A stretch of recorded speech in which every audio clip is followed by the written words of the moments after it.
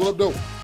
It's Dwan Dandridge, and we are back with another episode of Speak for Yourself. Of course, we have none other than the Ken Elkins, What's happening? Saginaw's averagist. Ain't even a word. What is that? What is that? No. My right hand and left hand, Ken Elkins. What up, Ken? What up? And a very special episode. We have my uncle, Marcus Bell, originally from the D, but coming to us by way of San Antonio. Absolutely. What up, Unc? What's going on, nephew? Glad to have you. So, of course, you probably know, I hope you know, I hope you've watched at least one episode and know that we invite our guests to introduce themselves to the audience. So how would you like them to know you? Good evening, good afternoon. I'm Marcus Bell. I'm employed as a government scientist. In particular, I'm a physical scientist. It's not a lot to it. I predict catastrophes. So from a reactionary standpoint, the government has agencies that actually try to pre-program chemical, biological, radiological, and nuclear events, and that's been my wheelhouse probably for the last 20 years at least. Nice. The money good for brothers that predict catastrophes. You see this bracelet he had? He ain't even had that on when he first came to the show. You see this bracelet he got on? He just went and bought it. I think he took out his pocket because he wanted to stun a little bit on camera. I got these little beads on. He got ice. Business is good for brothers that predict catastrophes. Look, you too can have this bracelet. $20 on Amazon. Don't believe the hype. Say they have more left where this came from. Yeah. So Unc, we are filming from a place not far from where you grew up at, right? Kind of your stomping ground. Absolutely. Yeah. So it's always interesting to me. I think about whenever you come home and just hang out with the family and kick it with people, you are kind of so laid back in the way you hang out with everybody. I don't even think a lot of family really know what it is that you do and what you're responsible for, right? So I know it tripped me out when you told me that, one of the things that you do is you train people from all over the globe on how to deal with things like biological warfare or disease outbreak, right? Infectious diseases. Yeah, yes. Absolutely. Yeah. So is you connecting with us just an opportunity to get away from all that, or do you don't think we're intelligent enough to handle it? You know what I'm saying? So you don't share with, you don't waste sharing that with us. They ain't gonna like, know. what is it? They ain't gonna know what I'm talking about. Okay, so They ain't gonna know what I'm talking right. about. They still saying bless you when people sneeze. They ain't gonna know. How am I going to be able to explain? So Dwan, right? I knew you was going to put me on the spot like that, but I'm truly a native son of Detroit. No doubt. There is Cooley High. Cooley High School, absolutely, graduate, right? So code switching is reality. Many years ago, I sat in on an interplanetary biological safety conference where they're actually determining or they're looking at microorganisms that could potentially affect other planets that we take out into space, and also potential microorganisms that we can bring back that could take this planet out. So there's actually a committee in that regard. The reason why I don't talk about that when I come back to Detroit is because that's my pseudo-reality. Detroit is my real reality. As a native son of Detroit, those things that are important we address, but we don't, attempt to speak above or below disinterested parties. Mm-hmm. So I had to find a place where home is still home for me. And largely those types of conversations held within the parameters of other scientists probably make for a good conversation. But when I come home, all I really want is a bowl of chitlins. You just True talked story. about microorganisms, True story. and now you ain't using Yeah, I'm taking them to the head. I'm taking them to the head. First stop when he get into touchdown is what? White Castles. Right. And then somewhere close to that, sometimes right after leaving White Castles, he hit Coney Island. Right? Yeah. Hold on, And that then ain't trying to it. get some chitlins. Then I'm hitting the deli, and then the final stop is Greg's Pizza right down the street from here. Yep. And you worry about microorganisms coming from space. Yeah. Okay. All right. Do as I say, sense. not as I do. Right. Yeah. I want to touch onto something real quick because, just talk to Dwan about a few things in his background. And, I touch up on it every once in a while on the show that Dwan was a knucklehead. He still is a knucklehead. He's just a smarter knucklehead. But back in the day, going through some of the issues that he went through, and he told me a story about how his uncle, Mark, kind of pulled him out of the situation that he was going through in Detroit. And I remember when he telling me this story, I'm picturing some old uncle, who looking out for a little youngin', like, come on over here, little youngin', I got you. And then he's like, yeah, my uncle ain't nothing but like 4 or 5 years older than me himself, right? So as a young man, just trying to find your own way and take care of your new family and do, your thing in your 20s, right?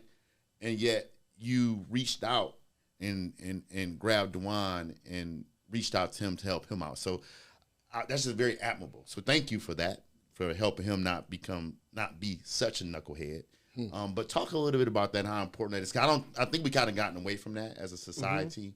As always, I'm busy. I'm in my lane. This is my family. This is what we got going on over here.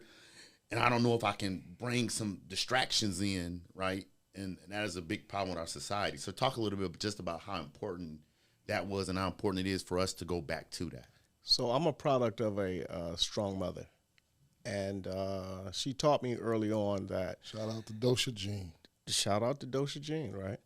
But she taught me early on that in order to be a great instructor, you must first be a great student.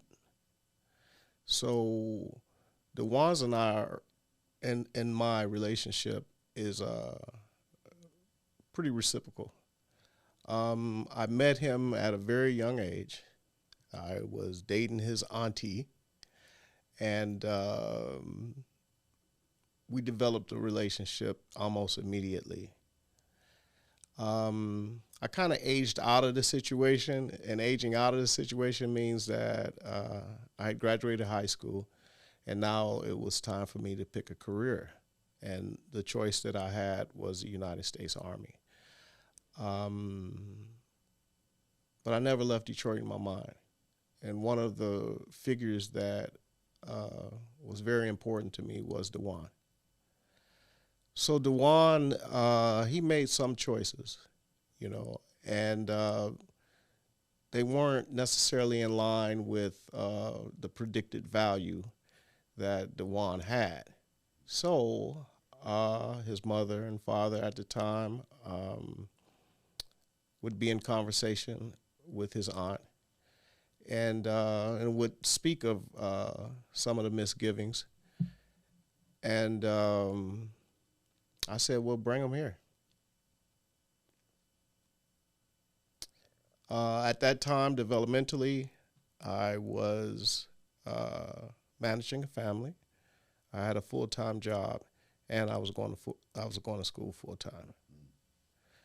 And Dwan came, and the hope and value added that he brought to my family as a result of him just being there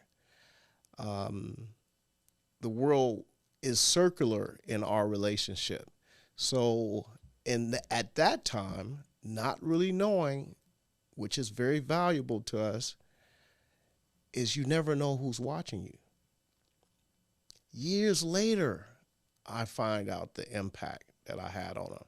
At that point, he had got into some trouble there, and he was coming back to Detroit as a result. And I sat there, I cried with him, and I put him back on a plane back to Detroit. Again, not understanding what value our relationship had. I thought that at that time I had failed. But it turned out to be one of the most successful endeavors ever, because he speaks so admirably of the time where all I was trying to do was just be a good man.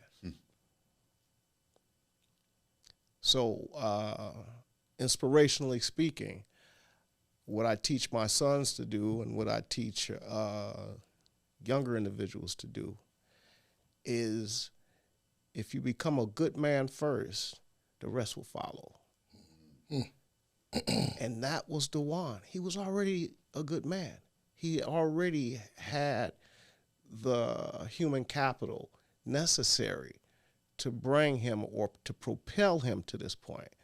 At his 50th birthday, I referenced Dwan as an event. And I meant that from my heart. You know, I just hitched my wagon to him. Thank you for the ride. Yeah. I thank both of you all for like being so nice in the way that y'all put my knuckleheaded. Yeah, that's very, very nice. Unc of you left both, a lot out. right? I left a lot out, but he definitely left a lot that's out. Cool. Especially about your time in Texas. I skipped a lot of details. I skipped like $1,000 phone bill. And, we're not sure what portions we of won't that go could, there. I don't know what value potentially still end up with some type of legal ramifications. So, but before you go on, I do want to rest on real quick something he said. I just don't want to glance over it. When he said he came to me at a time and speak of how impactful it was when I was just trying to be a good man. Like, that is huge. That was it. Right. And then when he said, hey, I teach my sons, start there just to try to be a good man. Right. And so, and then that gives you, when you said you didn't know who was watching or how he was watching you. Absolutely. Right. So he's seen that. Yeah. You just trying to be a good man. Right. So that's extremely, extremely, extremely important. So want to make sure reference. No, I was definitely studying a great student when I was there. And, you know, one of the things that my dad taught me, even though my dad had his share of challenges, especially kind of coming out of them during that time, was like, even if you're studying somebody that if they're doing something that's not right, you just switch that around, right? But I think that you know, with limited and examples. Shout out to Les. I hate to interrupt you, but I always do. Good. So in terms of Les and my relationship with him, Les being my dad. I'm sorry. My relationship with your dad, you know, paid dividends in the future. Yeah. Because when my son aged out, he made some choices that was not necessarily in line with how he was raised. So Les became that example for him. Yep. So this whole circular arrangement of us in the military, they describe it as watching your lane. So you have this sector of fire, okay?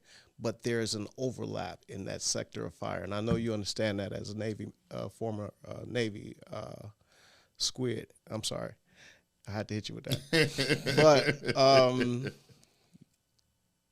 so the fact that our lanes crossed over each other is just that whole mutual benefit in that whole circular arrangement, at least as this plays out in my mind. Yeah. But you've heard me say it before, like that, and you've heard me say it. That spending time and living in San Antonio changed my worldview, right? As my worldview was extremely limited, and I think that I thought that there were 3 career paths, right? Factory, maybe 4. Factory, entertainer, athlete, drug dealer, right? Like those were the 4 career paths I thought existed, because I only knew what was happening in my neighborhood and what was on BET or MTV, right? I think you tried all 4 of those. Factory.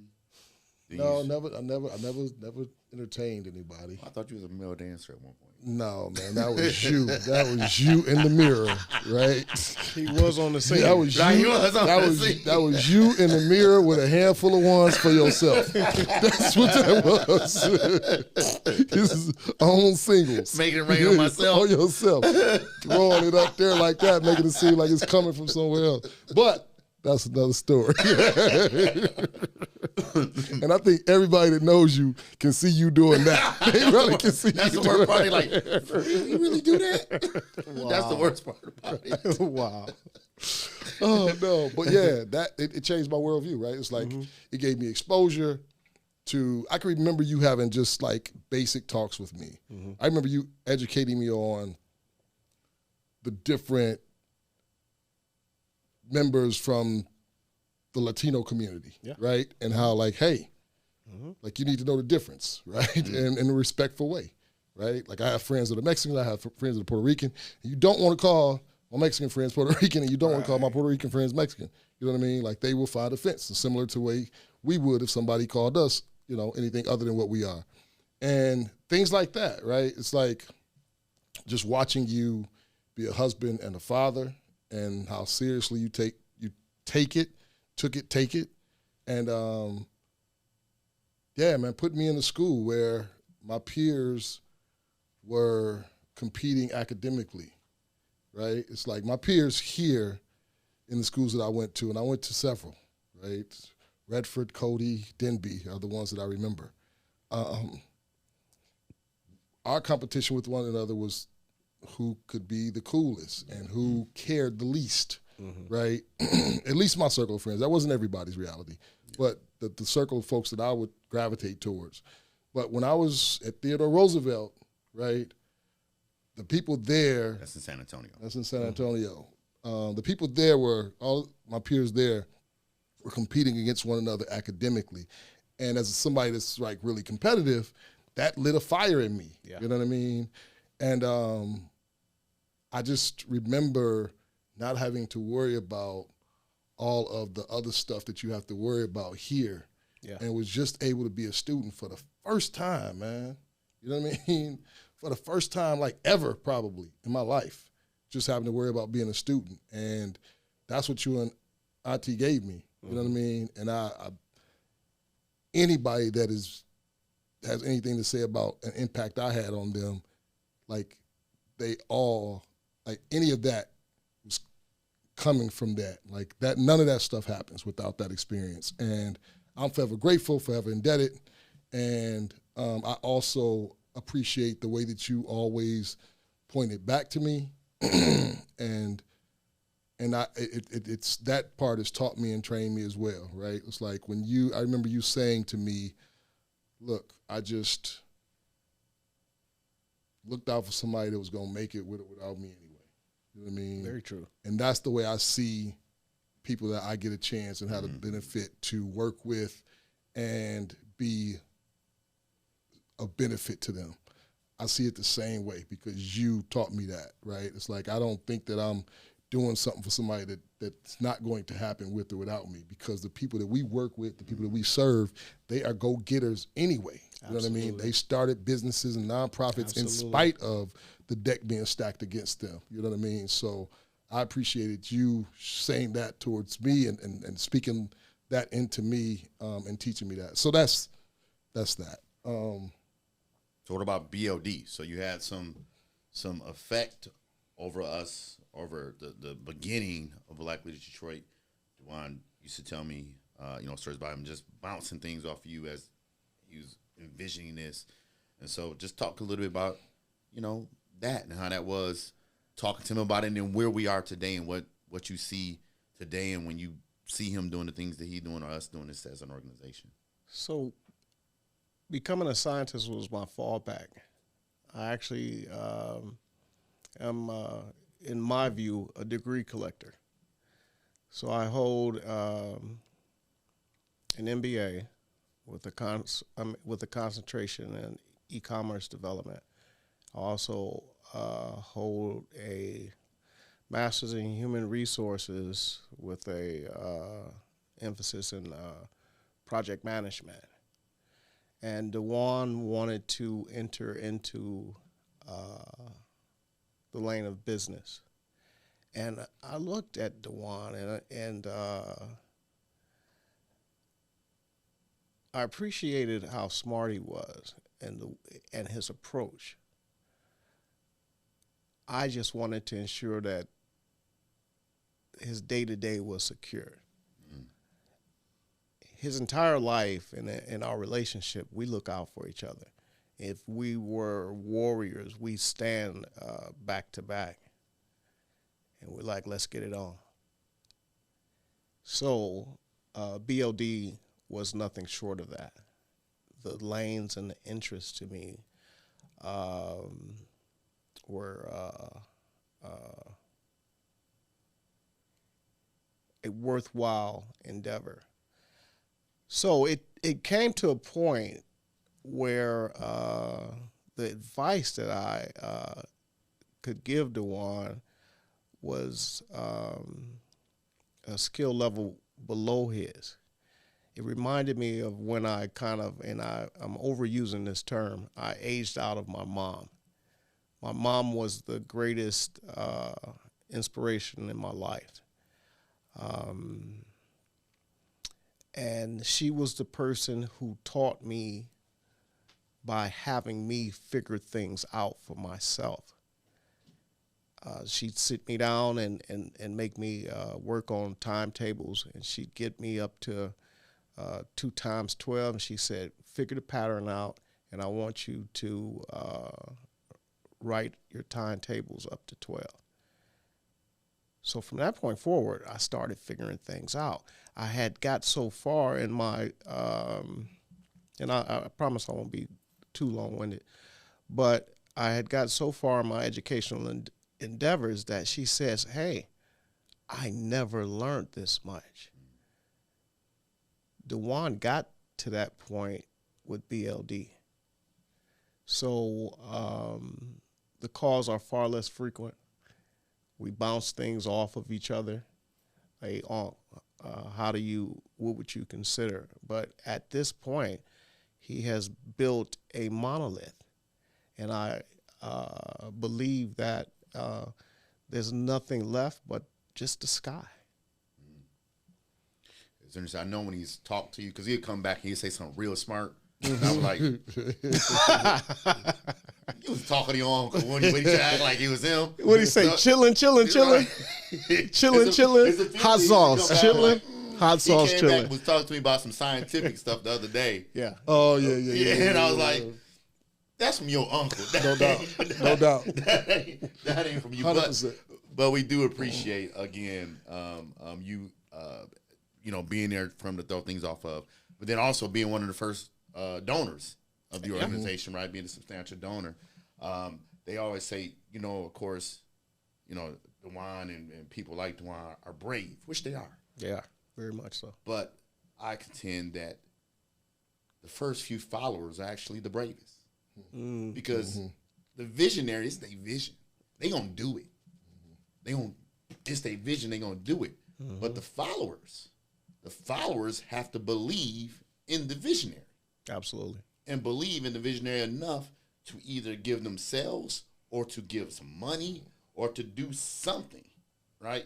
And so in my eyes, sometimes that's actually where the brave part comes in, just as much as the visionary, right? Because you also have to be brave enough to believe in someone to give of yourself or to give funds. So we appreciate that as well. And all of our, I think he just gave himself a shout out. I did. You see how I did I that? think he just gave himself a shout out. That one of your first followers. Well deserved. Well deserved. You caught it though. You caught it. Well deserved. You caught it. He done moved from dancing in the mirror, throwing himself singles to doing it on camera with a little bit more clothes on. That's what's up. Yeah. No, definitely. I think if we do a segment, we should do code switching. He referenced it, right? He referenced it, and Yeah, absolutely. like, but the dope part about Mark, like when I met Mark at the 50th birthday, he was suited and booted, looking good, real cool. You know what I mean? I was like, that's a cool dude. And then when you was talking to him just about how smart he is, and then sitting there, I'm like, that ain't the same dude who was at the. I don't present well. You know, it's like. Who was that? Yeah. Who was that? But you can put both roles on very well. Absolutely. I will not lie to you. You can still drop him off on 6 Mile and whatever. Absolutely. And at a grimy hole in the wall spot that's got great wings and generous pours on drinks. That's what he wanted to go today. That's where I want to go. And then you can take him to the Pentagon. You know what I'm saying? Exactly. And he'll be comfortable in either spot. That is just dope. So just talk about that, right? Because I think that is not necessarily the code switch, bro. But I just love us. Absolutely. We can blend. Absolutely. You know, and anywhere we go, wherever our feet take us, that's where we're gonna be, and we're gonna own it. And that's who I feel you are. Yeah. So. And before you answer that, I just want to reference the fact that if there is an intergalactic microorganism. Biological safety situation. In other words, I'll summarize it for people that need to understand, break it down the way I would need it to be broken down. I was super nerdy. If there is, I know, right? If there's a virus out there lingering that is a threat to us, I would want somebody from Detroit on the scene to deal with it. Yep. And specifically, I want a brother from the D there to meet that thing head on, because I feel like we got a good shot. So thank you for representing and being in that space. Yeah. But amen. So talk about the code. We do these different segments, but we're just gonna go right to code switching for you because I don't think we've had too many people do code switching. Yeah. Yeah. So. Yeah. Oh yeah. So code switching for me is largely I'm in an audience of an underrepresented black man. And I could be in an audience of, I fall into the science and technology field. So I'm either paired with engineers or I'm paired with, other scientists. And a lot of times they don't understand me. Not the way that you would understand me. So I switch. However, I found that later on in my career, I'm tired of switching for people who don't switch for me. So I do it a whole lot less and a whole lot more. You'll see me in my comfort zone as you saw me the day that Dwan turned 50. That was one of the biggest things this year amongst any of my other traveling events or speaking engagements or potential granddaughter graduating. Yeah, this was where I feel home. A lot of times people tend to forget where they came from, and I am a person that just totally embraces it.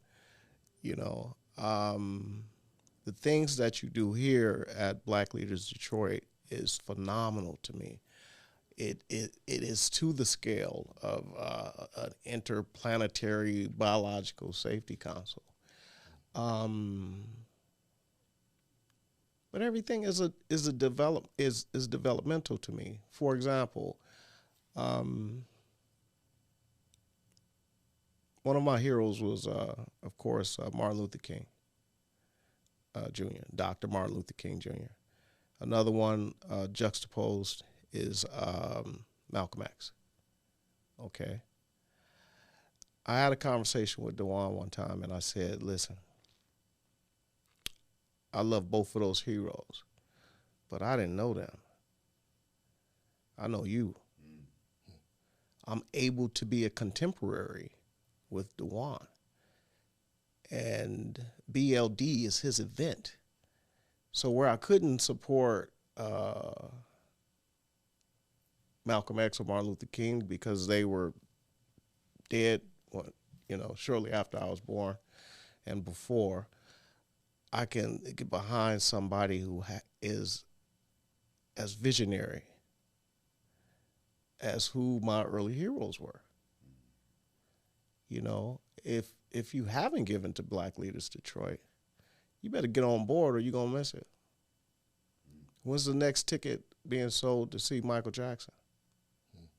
We done missed it. Do it while you get a chance. I don't know if that answers your question. I know that, I just want, if anybody gonna be like, I know he ain't just mentioned this with the same breath as them. Come for him, don't come for me. You know what I'm saying? Absolutely. But you have to have the history. Right. We have that history together. Right. And it's, at that time, them people was, they weren't as great as we see them now at that time. They were great, Absolutely. but it was still just like him. You know what I mean? Like you gotta take the ride up. There you go. In the work. You gotta take the ride up. That's so awesome. But that does answer my question, especially the portion, the takeaway, which I hope a lot of our viewers take away from that is, I was tired of code switching for people who won't code switch for me. Right? Because that is extremely important, right? To where you enter a space and you feel that you got to do it, but yet they don't feel they have to. Yeah. Right. So that was a very, very good statement. So now I'm a more balanced, I'm a more self-actualized in terms of my career is just about done. I got about 3+ years and then I'll, get a second retirement out of this thing. But, it takes a lot to find value in yourself. And for those people who perpetually, strategically have been told that they were worthless, we eye blinking now. Yep. Amen to that one. We eye blinking now.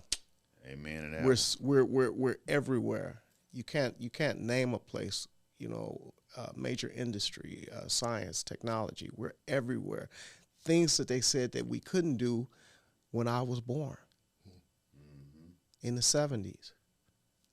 We're everywhere. We're eye blinking now. Yep. They can't get rid of us. Like, they here too. Yeah. They talking about microbes coming from space too. That was our lane. Yeah. So awesome. Have you run into that thing, right, where you're in a room and people don't know that you're the instructor yet, and they make assumptions about who you are or what you're doing, and they go to defer to somebody else? Yeah. So I can be teaching a audience of 400 at a time. I've had an audience as large as 600. And teaching them what? Disaster preparedness, teaching them about select agents and toxins, whatever thus saith the United States Army. Okay. So I could be teaching them radiobiology. I could be teaching pharmacists. I could be teaching docs, entire spectrum of pretty much healthcare, veterinarians. So in doing so, ultimately, I just stand around and look at the audience before I introduce myself. And then there's some shock and awe and this, that, and the other. But in terms of comfortability, I'm uber confident. I know my material. How I look has nothing to do with it. So I've been told by some, you're a credit to your race. I objected to that. You know, so I know that there are those in the audience that are saying it, but haven't said it. Yeah, no doubt. And the way that I approach them is with a degree of, I don't care. All I'm here to do is teach you about chemistry, radiobiology, maybe physics, and then our time can be done. But there are those in the audience that get it. And those, they come to you after and they say, you touched me. Nice. So with the term, that's interesting, with the term, you're a credit to your race, 2 questions. What does that mean, and why do you object to it? Okay, let's handle the first portion. What does that mean?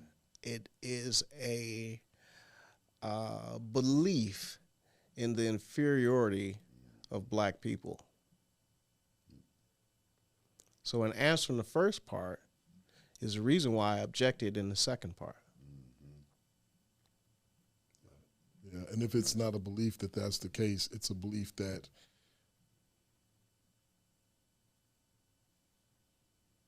our actions show that we're not able to do what's necessary to find ourselves in the same positions and room as them, right? So either you're less than, so you should never get here in the first place. Oh my gosh! Right, Yeah. or you're able to, not willing to, do the work that it takes to get here. Yeah, and I was told that blacks were uneducated. I was also told that black men don't raise their children. And I believed it until I became educated, and they were still saying that blacks are uneducated. Right. And then I looked at the statistics, and the statistics bore out that black people are more educated today than they've ever been. In the terms of black males not raising their kids.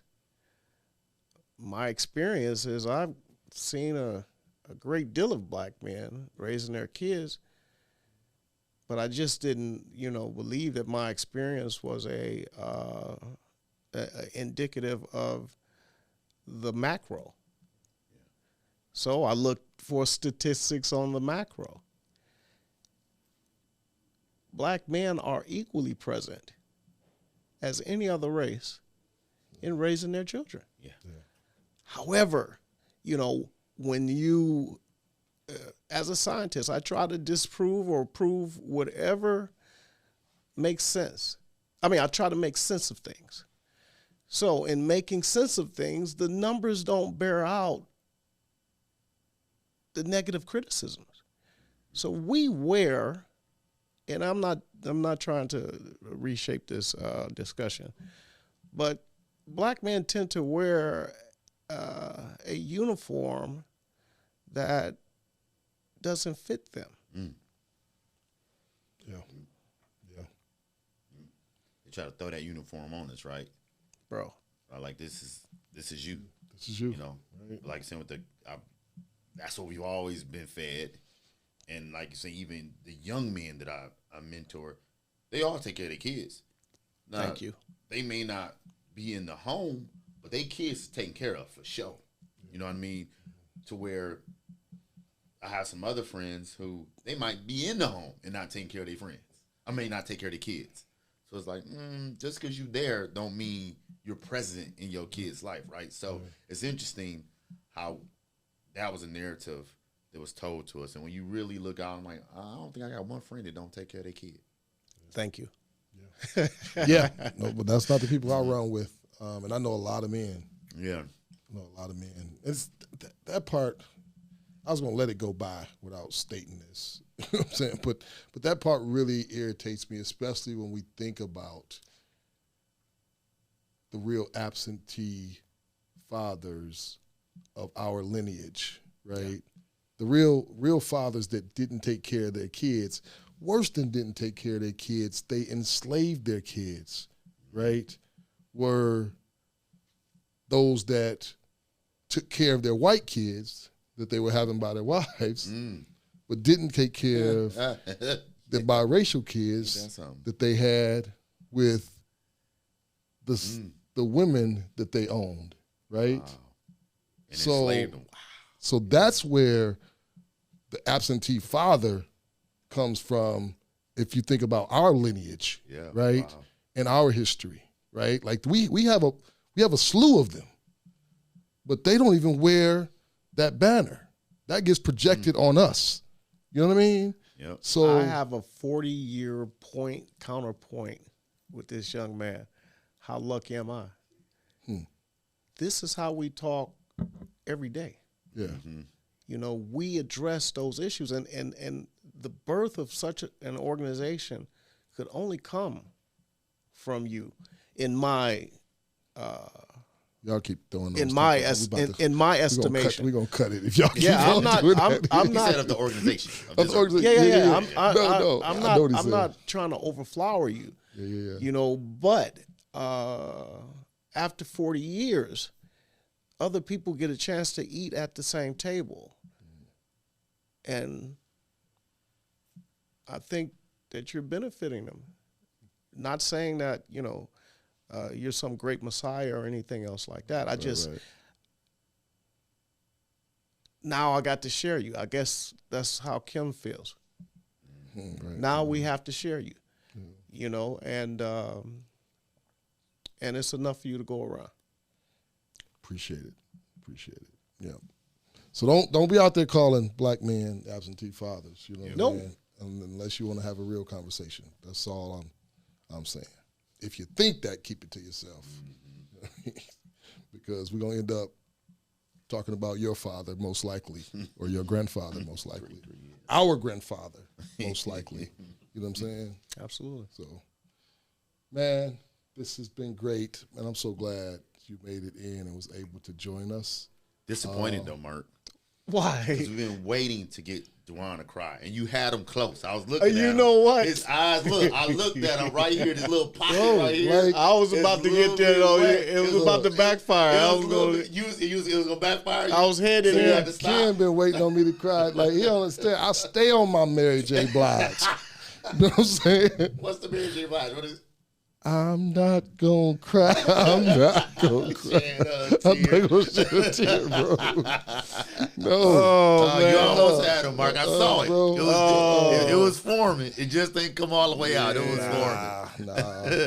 I know how to inhale and then keep him back up in there. I know, right? Get